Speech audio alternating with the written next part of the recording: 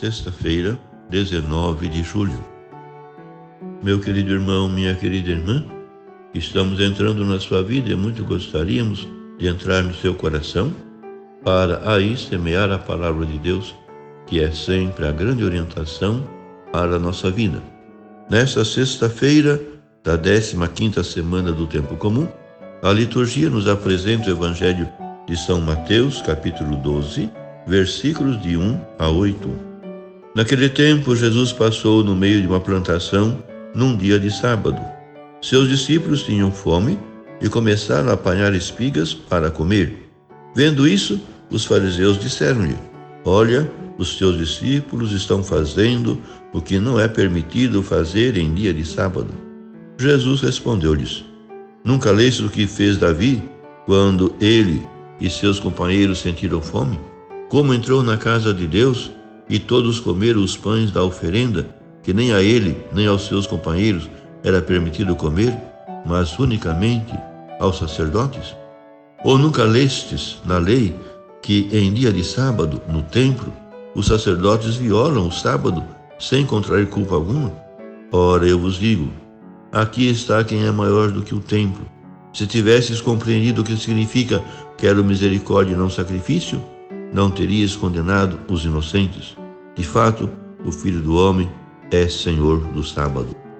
Meu querido irmão, minha querida irmã, os 3 evangelistas sinóticos referem à passagem das espigas arrancadas no sábado pelos discípulos de Jesus, mas parece ser Mateus, cujo evangelho lemos hoje, o que apresenta a versão mais primitiva do incidente, pois escreve para os judeus sobre uma questão judaica.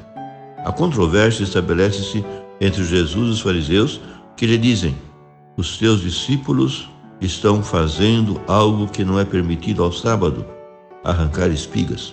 Eles faziam-no porque tinham fome. Então Jesus defende os seus, baseando-se em 2 exemplos, numa reflexão sobre a misericórdia e na sua própria autoridade. Apela em primeiro lugar ao exemplo de Davi, algo que tem aplicação a qualquer lei, e não só à do sábado. Quando Davi e os seus homens desfaleciam de fome na sua fuga de Saul, comeram os pães do templo reservados aos sacerdotes. Do mesmo modo, acrescenta Jesus, os sacerdotes podem violar o sábado no serviço do templo, sem incorrer em culpa. Pois eu vos digo que aqui está quem é maior do que o templo, conclui referindo-se a si mesmo. A esses 2 exemplos acrescenta Cristo uma reflexão. Se compreendesseis o que significa quero misericórdia e não sacrifício, não condenaríeis os que não têm culpa. É um ataque aos impiedosos fariseus. A misericórdia de Deus, oferecendo a salvação a todos, não se casa com a tirania do ritualismo sabático, tal como propunham escribas e fariseus. O terceiro argumento de Cristo para defender a conduta dos seus discípulos remete para a sua própria autoridade, da qual eles dependem e participam. O Filho do Homem, título messiânico referido a Jesus, é Senhor do sábado. Esta afirmação do Mestre de Nazaré, juntamente com a anterior, com respeito à preeminência sobre o templo, deve ter soado aos fariseus como uma blasfêmia insuportável. Contudo, são consequência óbvia da função messiânica de Jesus, a quem Mateus apresentou como novo Moisés legislador no Sermão da Montanha. A sua messianidade autoriza-o a questionar e reformar instituições como o sábado e o templo, quando já não respondem à intenção do legislador e deixam de servir à grandeza e dignidade do homem. Pois, como diz Jesus na passagem paralela de Marcos, o sábado foi feito para o homem, e não o homem para o sábado. Por fim, rezemos. Glorificado sejas, Pai, porque Cristo nos libertou da escravidão da lei para viver na liberdade dos filhos de Deus, que se deixam guiar pelo Teu Espírito.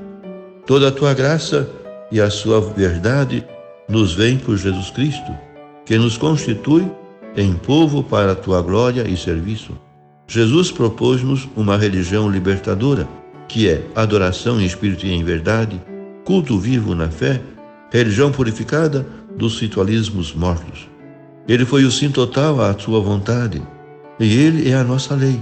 Concede-nos seguir o seu exemplo pela obediência da fé, para podermos celebrar contigo o teu eterno dia de festa. Amém. E a você, meu querido irmão, minha querida irmã, que me acompanhou neste encontro com a palavra de Deus, desça sobre ti a bênção de Deus Todo-Poderoso, Pai e Filho e Espírito Santo. Amém.